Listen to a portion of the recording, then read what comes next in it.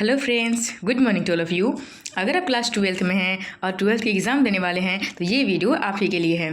हम आपके लिए लेके आए हैं क्लास 12 का जो हिंदी है उसका पद्य खंड का पाठ नंबर 3। जो पहला पाठ था मलिक मोहम्मद जायसी के द्वारा लिखा गया, वो पढ़ा दिए थे। जो दूसरा पाठ था सूरदास के द्वारा लिखा गया, वही पढ़ा दिए थे। आज तीसरा पाठ है जो कि तुलसीदास के द्वारा लिखा गया है। तो ये वीडियो आपके लिए बहुत ही इंटरेस्टिंग होने वाला है और बहुत ही यूज़फुल होने वाला है। तो इस वीडियो को लास्ट तक देखें और इस चैनल को सब्सक्राइब करें ताकि आगे वाला वीडियो भी आपके पास पहुंच जाए। चलिए तो बिना देर किए हम बढ़ते हैं। सबसे पहले हम तुलसीदास के बारे में थोड़ा सा परिचय पढ़ लेते हैं। इनका जन्म हुआ था 1543 में और इनका मृत्यु हुआ था 1623 में। देखिए जीवन परिचय में क्या लिखा है कि तुलसीदास को हिंदी साहित्य का जाज्वल्यमान सूर्य माना जाता है। कहने का मतलब ये है कि जो तुलसीदास थे उनको हिंदी का सूर्य माना जाता है, यानी कि तुलसीदास ने हिंदी साहित्य को हमारी इस तरह से प्रकाशित करके रखा हुआ है। लिखा है कि हिंदी साहित्य का गौरव है, इनका साहित्य के गौरव माना जाता है। बहुत ही खास काव्य लिखते हैं। गोस्वामी तुलसीदास राम भक्ति सख के प्रतिनिधित्व कवि हैं। ये जो तुलसीदास हैं वो श्री राम के बहुत अधिक भक्त थे, अनन्य भक्त थे। वैसे तो वे समूचे भक्त काव्य के ही प्रमुख आधार स्तंभ हैं। उन्होंने समस्त वेदों, शास्त्रों, साधनात्मक मतवेदों और देवी देवताओं का समन्वय कर जो महान कार्य किया है वो बहुत ही बेजोड़ है। इनके काव्य पढ़ने से आपको बहुत ही सीख मिलती है और बहुत ही अच्छे तरीके से ये अपने काव्य को रचते हैं। इसके आगे लिखा है, इनके बारे में जरा देखते हैं। विभिन्न विद्वानों के मतानुसार तुलसीदास का जन्म सन 1543 ईस्वी में बांदा जिले उत्तर प्रदेश के राजापुर नामक गांव में हुआ था। इनके पिता का नाम आत्माराम दुबे और माता का नाम हुलसी था। ये मूल नक्षत्र में पैदा हुए थे। इस नक्षत्र में बालक का जन्म अशुभ माना जाता है, इसलिए इनके माता पिता ने इन्हें जन्म से ही त्याग दिया था। इस कारण बालक तुलसीदास को भिक्षाटन का कष्ट उठाना पड़ा और कष्टों भरा जीवन व्यतीत करना पड़ा। चलिए तो इनके बारे में थोड़ा सा इंटरेस्टिंग कहानी देखते हैं कि तुलसीदास का जो जीवन था वो माता पिता होने के बावजूद भी अनाथ था। क्योंकि जिस टाइम ये जन्म लिए थे उस टाइम मूल नक्षत्र में जन्म लेने वाले बच्चों को अशुभ माना जाता था और ये उसी नक्षत्र में पैदा हुए थे।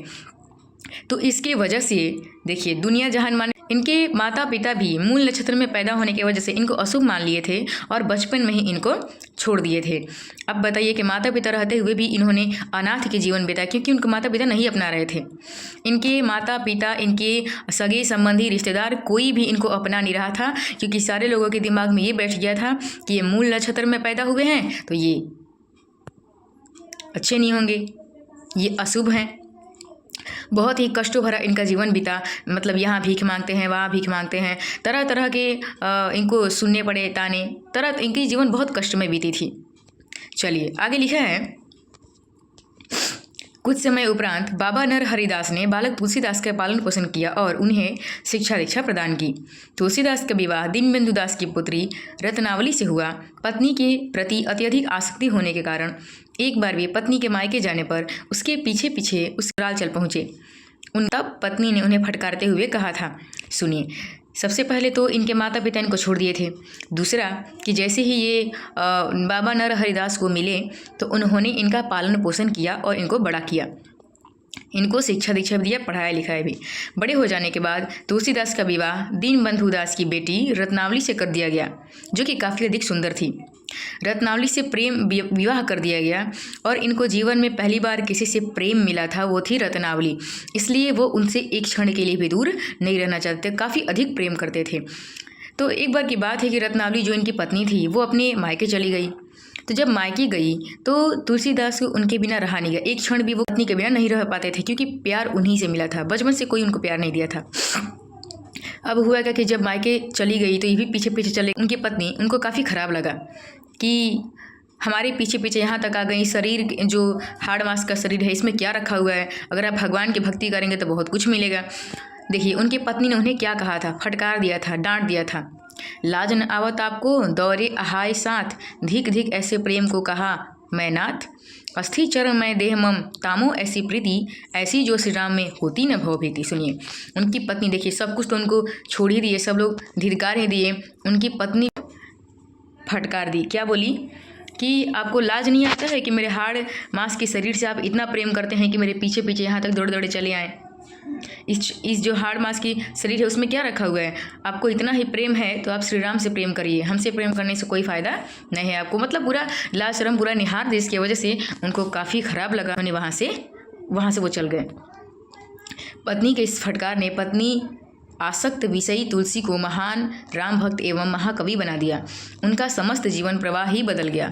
तुलसी ने साधना प्रारंभ कर दी, रामानंद से राम भक्ति की दीक्षा ली और उन्हें भी अपना गुरु माना। सुनिए, सारे लोग तो इनको छोड़ ही दिए, संग में इनकी पत्नी ने भी लास्ट में छोड़ दिया। तो इस तरह से वो बोली कि उनको काफ़ी अंदर तक चोट लगा और उन्होंने क्या किया कि साफ पूरे परिवार को ही छोड़ दिए, अपनी पत्नी को भी छोड़ दिया, सबको छोड़ दिए। और छोड़ने के बाद वो पढ़ने लिखने लगे और मेहनत करने लगे और आगे चल के बहुत बड़े राम भक्त और महाकवि बने, बहुत बड़े महाकवि बने। उनका जीवन साधना ही बदल गया। उन्होंने रामानंद से राम भक्ति की शिक्षा ली। उन्होंने रामानंद को भी अपना गुरु माना था, उनसे भी इन्होंने शिक्षा लिया था। उन्होंने काशी और चित्रकूट में रहकर अनेक काव्यों की रचना की। सन 1623 में संवत 1680 में श्रावण शुक्ल सप्तमी के दिन तुलसीदास ने आसी घाट पर प्राण त्याग दिए थे।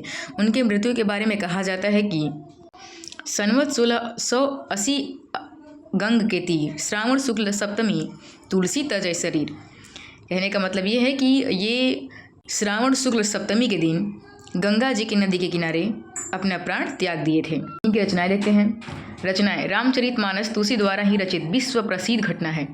उनके द्वारा रचित ग्रंथों की संख्या 40 बताई जाती है, पर अब तक केवल 12 ही प्रमाणित सिद्ध हो चुके हैं। जैसे कि इनके द्वारा लिखी गई रचनाओं का 40 संख्या बताया जाता है, लेकिन अभी तक स्पष्ट में 12 ही आई है। लिखा है, कबहुक अम्ब अवसर पाई, मरियु सुधी दयाबी कछु, करन कथा चलाई। ये जो तुलसीदास हैं वो ऊपर की 2 पंक्तियों में बता रहे हैं कि जो सीता माता हैं उनसे ये प्रार्थना कर रहे हैं कि हे सीता माँ, कभी भी निश्चित अवसर पाकर आप मेरी सुधी, मेरी कहानी, मेरी दुख के बारे में श्री राम से ज़रूर बताइएगा। दिन सब अंगहीन, छीन मलिन, अघी अघाई, नाम ले भर उदर एक, प्रभु दासी दास कहाई। ये कह रहे हैं कि हे माते, हमारी जो दशा है वो पूरी तरह से अंगहीन है, पूरी तरह से छीन है, मलिन हो चुकी है। हमारी जो दशा है वो बहुत हीन हो चुकी है। नाम ले भर उदर एक, प्रभु दासी दास कहाई। आप तो श्री राम की दासी कहलाती हैं, इसलिए मैं आपका भी दास हूँ। इसलिए आप मेरे बारे में श्री राम से एक बार ज़रूर बताइएगा। बूझिहूँ सो है कौन, कहीं भी नाम दशा जनाई, सुनत राम कृपालु के मेरी बिगारियो बनी जाई। जानकी जग जनीन जन की किए बचन सहाई, तरय तुलसीदास भव तव नाथ गुण गन गाई। तुलसीदास कह रहे हैं कि अगर श्री राम आपसे पूछें कि कौन है हम, तो आप बता दीजिएगा कि वो आपके दासी के भी दास हैं और उनका नाम तुलसी है। जब श्री राम अगर मेरे बारे में सुनेंगे, मेरे बारे में समझेंगे, मेरी दुख को जानेंगे, तो मेरी बिगड़ी हुई नैया उभर जाएगी, मेरी किस्मत बन जाएगी। जानकी जग जनीन जन की किए बचन सहाय, तरे तुलसी भाव तव नाथ गुण गुण गाई। कह रहे हैं कि मेरे बारे में हे जग जननी, हे सीते माँ, अगर एक बार आप बता दीजिएगा निश्चित अवसर पाकर, तो श्री राम अगर मेरे बारे में जान जाएंगे तो मेरी नैया पार लग जाएगी, मेरी किस्मत बन जाएंगे, हमको दर दर नहीं भटकना पड़ेगा। चलिए दूसरा पद में लिखा है, द्वार हो भोर ही के आजू, रटत रीरिहा आरी, और न कौर हो ते काजू। कह रहे हैं कि हे माते, मैं आज भोर से ही आपके शरण में आकर बैठा हुआ हूँ, आपके मंदिर में आकर बैठा हुआ हूँ। मैं कब से रट रहा हूँ कि मेरी काम कर दीजिए, मेरी एक विनती सुन लीजिए। कली कराल दुकाल दारुन, सब कुम्भाती कुसाजू, नीच जन मन ऊँच जैसी कोढ़ी में की खाजू। कह रहे हैं कि हे माते सीते, हम जो हैं वो बहुत गरीब है, बहुत हीन है, हमारी जो स्थिति है बहुत ही ज़्यादा दयनीय हो चुकी है और हमारे जो विचार हैं वो काफ़ी ऊंचे हैं। और इस गरीबी में ऊंचे विचार रखना कोढ़ में खाज के समान होता है। जैसे समझिए, अगर मान लीजिए कोई इंसान के पास खाने के लिए नहीं है और वो 4 व्हीलर का सपना देख रहा हो, बड़ी बड़ी गाड़ियों का सपना देख रहा हो तो बताइए वो कोढ़ में खाज के समान ही है। वही कहने का मतलब ये है कि ये कह रहे हैं कि हे माते, हमारी जो स्थिति है वो काफ़ी दयनीय है, लेकिन हमारा विचार बहुत ऊंच है और इस स्थिति में विचारों को ऊंच होना, सपनों को ऊंच होना कोढ़ में खाज के समान होता है। हहरी हिया में सदैव बूझियो, जाई साधु समाजू, महुसी कहू कतुहु को तिन्ह कहियो कुशल राजू। दीनता दरिद दलय को कृपा बारिधि पाजू, दानी दशरथ राय के तू बनैत सिर ताजू। जन्म को भूखो भिखारी हो, गरीब निवाजू, पेट भरी तुलसी ही जेवई भुगतु सुधा सुनाजू। इन सारी पंक्तियों में वो बताना चाहते हैं कि हे माते, हम जो हैं वो तो जन्म से ही भिखारी बने हुए हैं।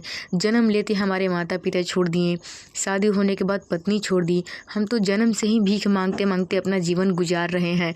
हम चाहते हैं कि आप एक बार निश्चित अवसर पाकर अपने पति श्री राम से हमारे बारे में ज़रूर बताइएगा।